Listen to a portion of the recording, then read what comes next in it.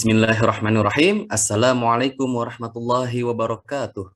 Alhamdulillahirabbil alamin. Allahumma shalli ala Muhammad wa ala ali Muhammad.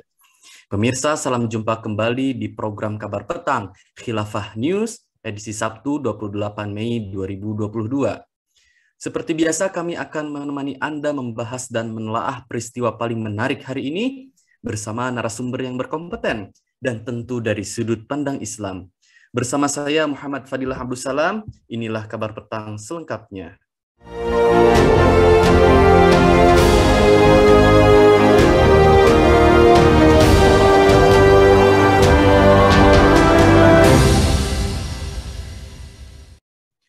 Pemirsa, Presiden Amerika Serikat Joe Biden bersumpah akan membantu militer Taiwan jika Cina berani menginvasi wilayah itu, Senin 23 Mei. Ya, itu menjadi komitmen kami, kata Biden saat ditanya wartawan apakah militer Amerika Serikat akan mengintervensi jika Cina menginvasi dan mengambil Taiwan secara paksa. Biden kemudian melanjutkan, kami sepakat dengan kebijakan satu Cina.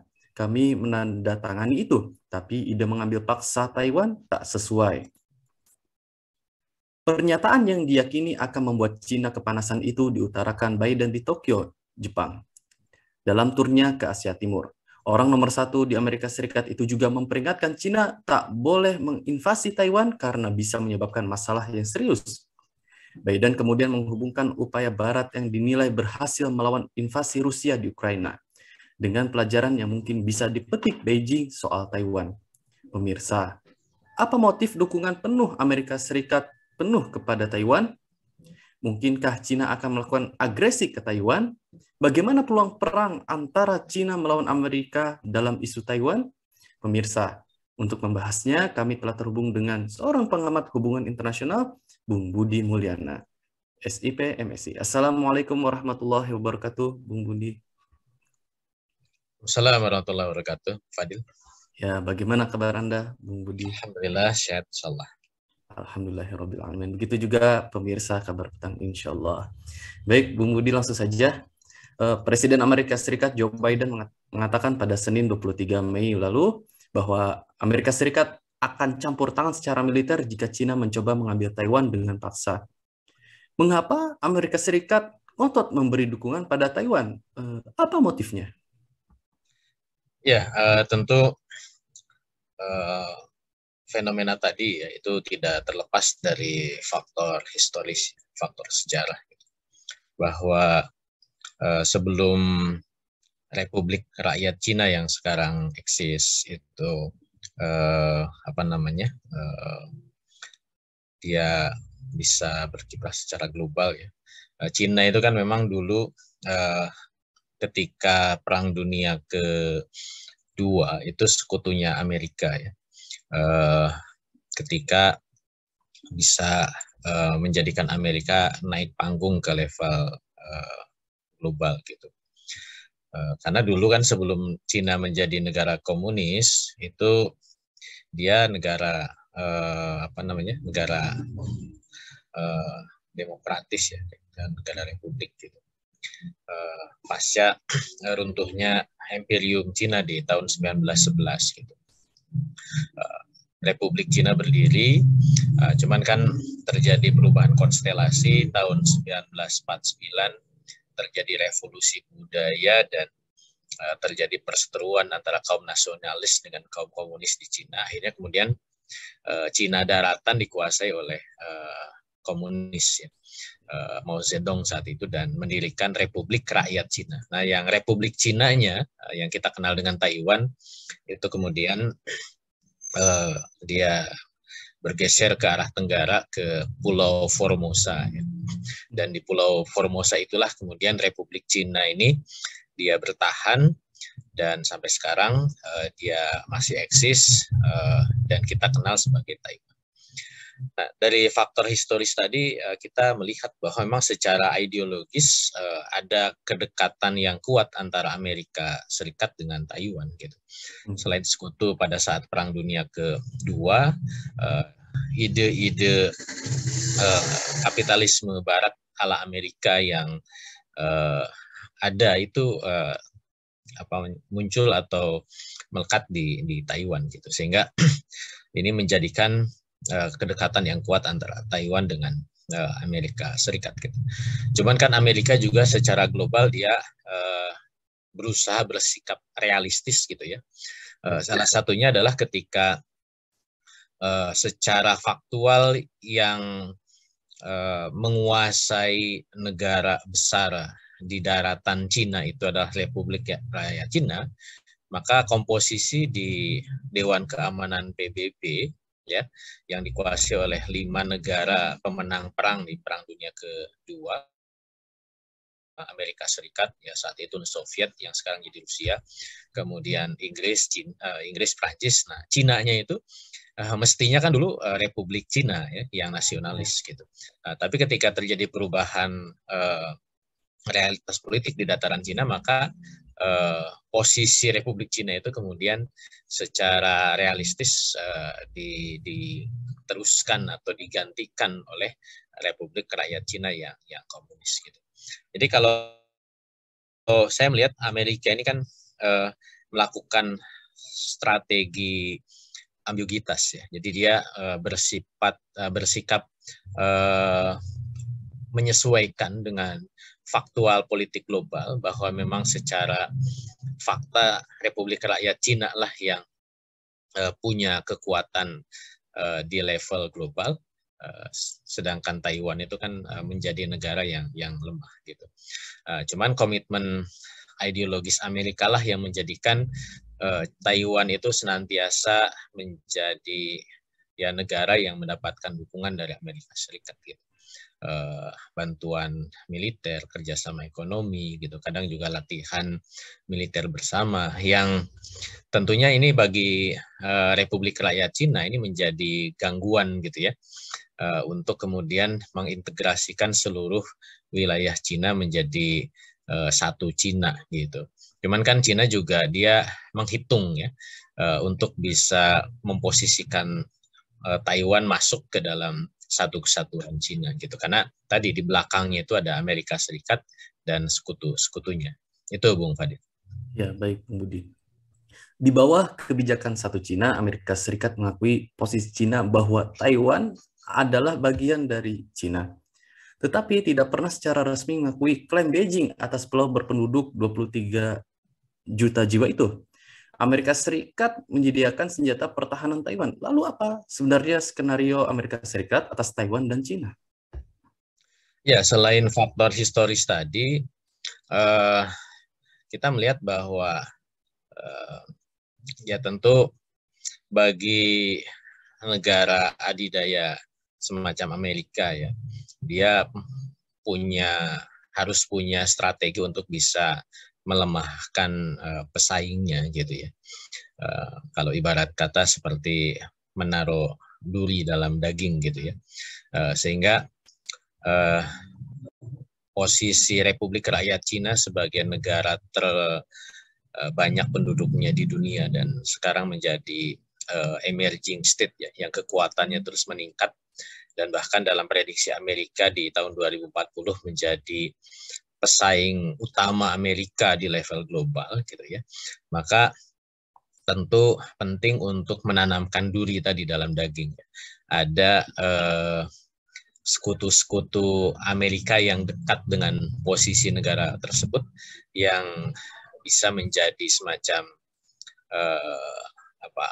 pengalih kekuatan ya, untuk kemudian atau mungkin suatu saat itu menjadi base ya, menjadi pangkalan bagi Amerika untuk bisa memantau rivalnya dalam posisi yang dekat gitu.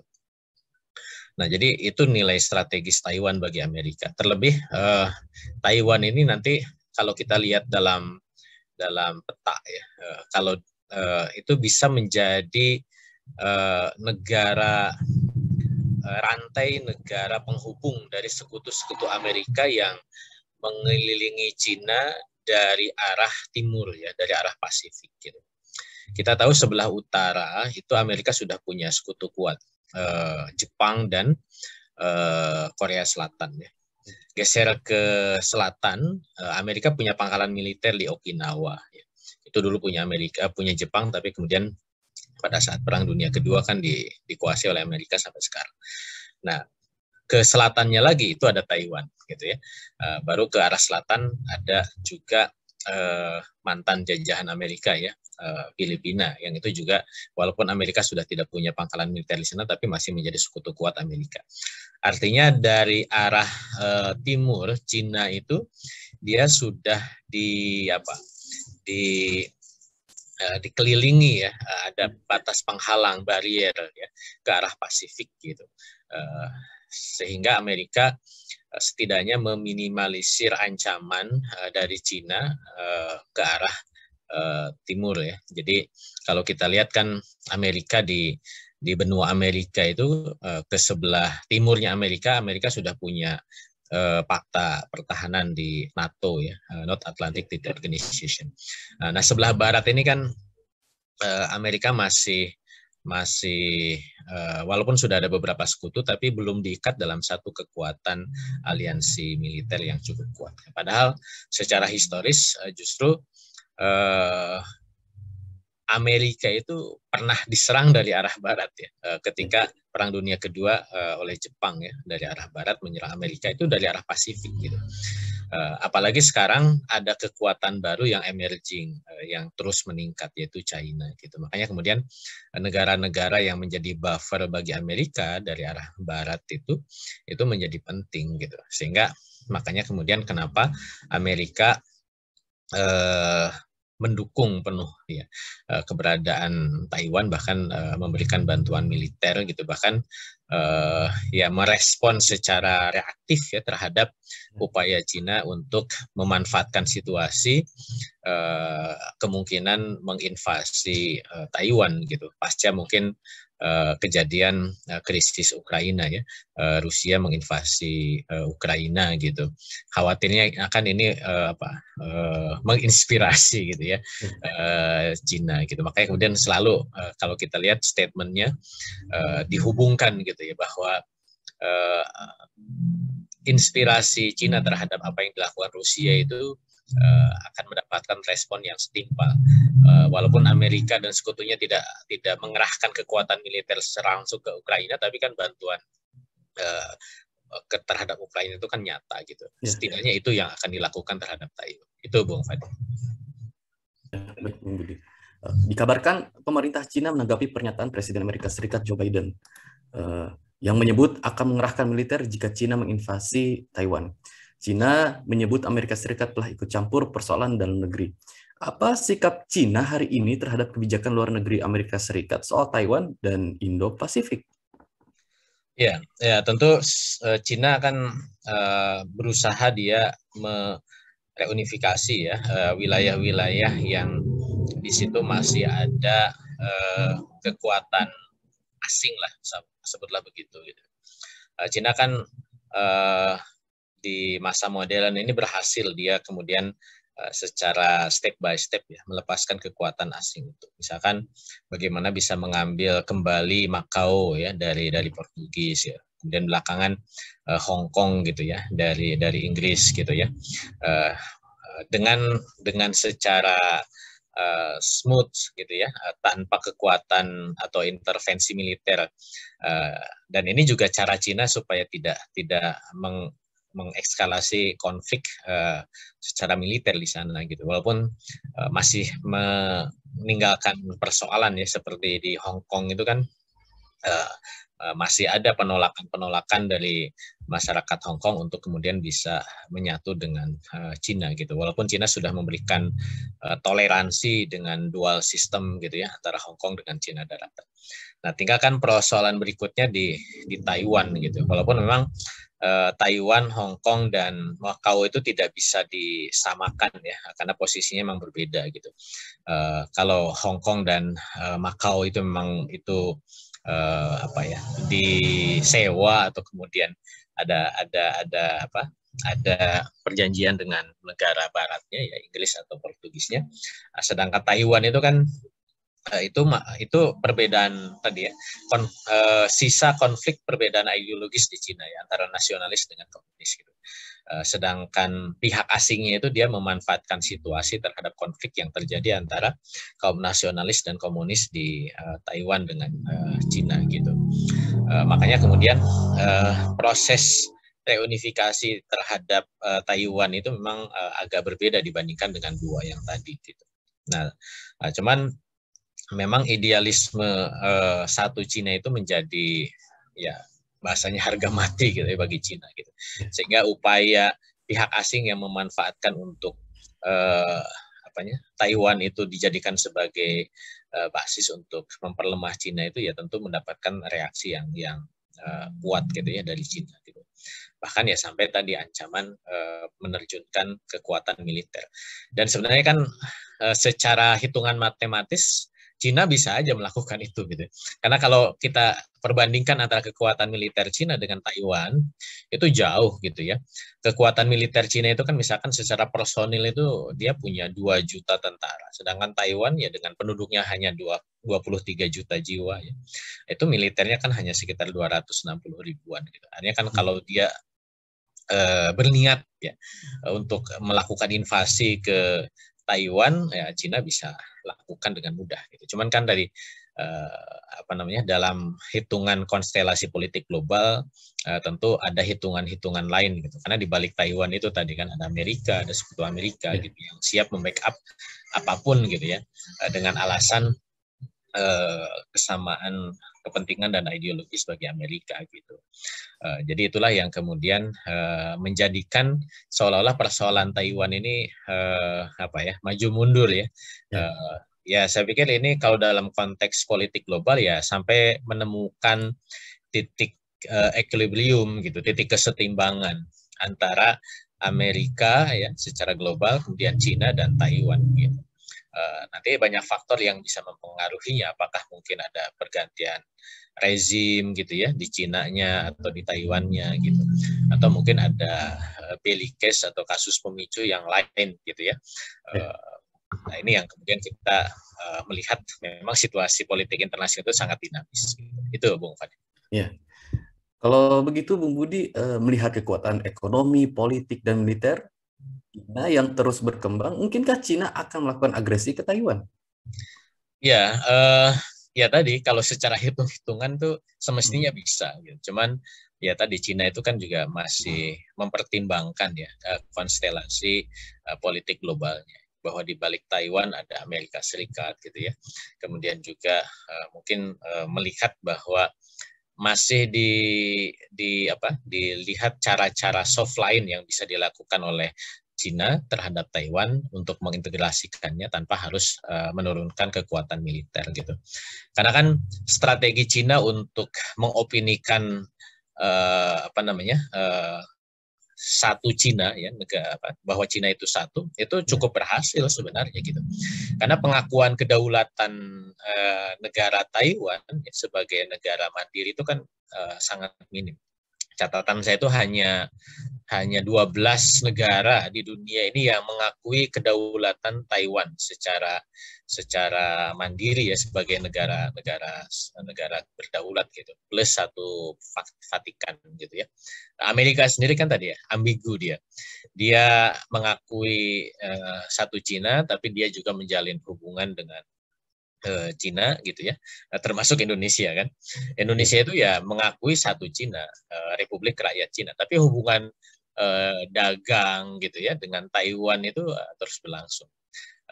Makanya ini memang hal-hal yang diperhitungkan oleh Republik Rakyat Cina terhadap eksistensi Taiwan gitu, sehingga pilihan untuk melakukan intervensi secara militer itu masih jauh gitu. Dan kalau kita lihat dari masyarakat Taiwannya sendiri gitu ya, situasi mengambang ya, situasi yang seperti sekarang itu juga tidak menjadikan mereka khawatir untuk diinvasi oleh Cina gitu ya. Jadi hubungan Taiwan dengan Cina yang semacam sekarang ini gitu ya, ya musuhan tapi tidak saling menyerang gitu ya. Karena mereka satu akar ya, satu Cina gitu ya, hanya berbeda ideologis dan yaitu mungkin dianggap sebagai persoalan politik semata yang mungkin suatu saat akan luntur gitu. Itu tidak menjadikan masyarakat Taiwan itu khawatir untuk diinvasi oleh Cina gitu. Bahkan mereka ya tadi misalkan ya nyaman-nyaman saja dengan posisi sekarang. Bahkan dalam konteks ekonomi ada kerjasama perusahaan-perusahaan Taiwan dengan China untuk mengembangkan teknologi gitu ya, sehingga menjadikan kekuatan Cina ini menjadi kekuatan ekonomi yang sekarang terus menaik. Itu Bung Fadil. Ya, baik, Bung Budi, terakhir. Bagaimana peluang perang antara Cina melawan Amerika dalam isu Taiwan? Lalu bagaimana seharusnya sikap dunia Islam bereaksi atas memanasnya hubungan antara Amerika Serikat dan Cina? Ya, invasi Rusia terhadap Ukraina itu khawatirnya kemarin itu menginspirasi Cina untuk melakukan hal yang sama terhadap Taiwan gitu. Makanya itu yang di warning ya oleh Amerika Serikat dan Barat gitu. Ketika dunia melihat perhatiannya ke Rusia terhadap Ukraina, di sisi timur gitu ya, Cina terhadap Taiwan itu dikhawatirkan terinspirasi. Cuman sejauh ini dalam pandangan saya itu masih banyak ya pertimbangan Cina untuk melakukan pilihan itu. Jadi kalau tanya peluang menurut saya sih masih jauh ya. Karena tadi Cina itu dia pasti akan mengukur di balik Taiwan itu ada siapa, terlebih kalau misalkan harus ada konflik militer ya yang memang itu mengerahkan sumber daya negara yang cukup kuat gitu ya. Hitung-hitungan secara kekuatan global antara Cina melawan sekutu itu ya masih jauh gitu ya. Ya jangankan itu, prediksi dunia terhadap Rusia kemarin kan banyak yang meleset gitu ya. Kok Rusia terhadap Ukraina ini lama banget gitu ya, dan berlarut-larut gitu. Nah ini juga yang bisa jadi Cina mengambil pelajaran terhadap apa yang dilakukan Rusia terhadap Ukraina gitu. Karena ternyata di zaman modern ini peperangan itu sudah berubah gitu ya. Tidak lagi hitung-hitungan melihat dari sekedar kekuatan personil dan juga kekuatan alutsista, tetapi juga kekuatan teknologi seperti yang ditunjukkan pada saat perang atau invasi Rusia terhadap Ukraina. Bagaimana Ukraina bertahan dengan penggunaan kekuatan teknologi itu juga menjadi hitungan. Dan ukuran-ukuran teknologi ini kalau kita bicara antara Cina Taiwan, tentu Cina menjadi mikir dua kali gitu ya, karena memang salah satu pusat kekuatan teknologi di Asia Timur itu ya di Taiwan gitu. Mungkin tadi saya sudah sebutkan ya, kekuatan personil, kekuatan alutsista Taiwan itu lemah, tapi kekuatan teknologinya ini luar biasa di Taiwan ini. Bahkan menjadi salah satu pusat pembuatan chipset data ya untuk di level global sangat luar biasa di Taiwan. Jadi tinggal nanti kan bagaimana kekuatan teknologi itu diimplementasikan di alutsistanya. Nah ini yang kemudian menjadikan mungkin hitungan-hitungan berikutnya ya bagi Cina untuk melakukan invasi langsung terhadap Taiwan. Jadi peluangnya masih sangat kecil kalau saya melihatnya. Dan bagi dunia Islam memang ini kan di kawasan yang jauh ya dari dunia Islam gitu. Karena di daerah itu yang paling dekat ya di Asia Tenggara ya kekuatan umat Islam itu, atau sedikit mungkin di Asia Tengah gitu. Tapi bagaimanapun ketika konflik terjadi di negara di level global semacam Cina, Amerika ya pasti nanti ada imbasnya terhadap keseluruhan dunia termasuk juga dunia Islam. Ada ekses dalam konteks ekonomi misalkan gitu ya. Ada ekses dalam konteks pergeseran kekuatan di politik global. Karena memang mau tidak mau kita harus mengakui bahwa dunia Islam ini masih masih belum diperhitungkan di level global. Jadi justru hanya akan mendapatkan ekses saja gitu ya. Itu mungkin Bung Fadil. Ya. Baik, terima kasih Bung Budi Mulyana, SIPMSI, pengamat hubungan internasional, telah bergabung pada program Kabar Petang kali ini. Assalamualaikum warahmatullahi wabarakatuh, Bung Budi. Waalaikumsalam warahmatullahi wabarakatuh. Terima kasih. Ya, terima kasih kembali. Pemirsa Kabar Petang, semoga Anda mendapatkan banyak manfaat dari acara kami. Sampai bertemu lagi di jam dan channel yang sama setiap hari. Jangan lupa untuk like, subscribe, dan klik lonceng untuk mendapatkan notifikasi dari Khilafah News. Akhirnya saya Muhammad Fadil Hamdussalam bersama kru yang bertugas undur diri.